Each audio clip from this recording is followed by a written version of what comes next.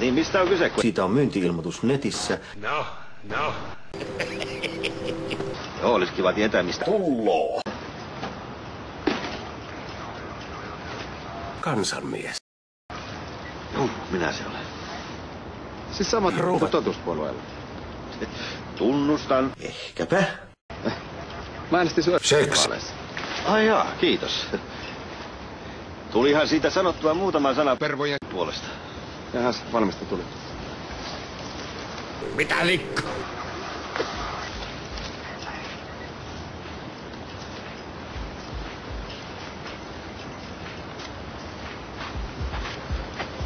Taas pitää vihje paikkansa. Mikä vihje? Vastaa mulle. Tää juttu selvitetään nyt perinpohjaisesti. Pannaanko? Ehkäpä. Ja niin. Mä annoin sitä Taskaa alaikäiselle. ettei tarvii kantaa semmoista isoa Taskaa. mukana. Lähettehän te itekin. Tuolla on puhtaita mattoja takakontissa. Ja voittehan te tarkistaa. Ja jossa Tuomo asuu. No jos kerran matot on nyt pesty, niin minkä takia tätä pesupulveria on vielä jäljellä? On jäänyt edelliseltä kertaa. Varmaan. No, en minä tiedä.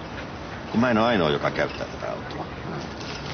Eiköhän me nyt lähdetä ihan vaan Makuuhuoneeseen. katsomaan, mitä tässä pussissa todella on. Ja samalla tutkitaan toi. Makuuhuone. Mutta kun mä en ole tehnyt yhtään mitään. Meidän pitää silti nyt tarkistaa. Makuuhuone.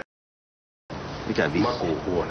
Meillä on syytä epäillä, että Makuuhuoneeseen. kuljetettu vaarallista huumausainetta suuria määriä. Me mennään edeltä. Ajassa toi pakko.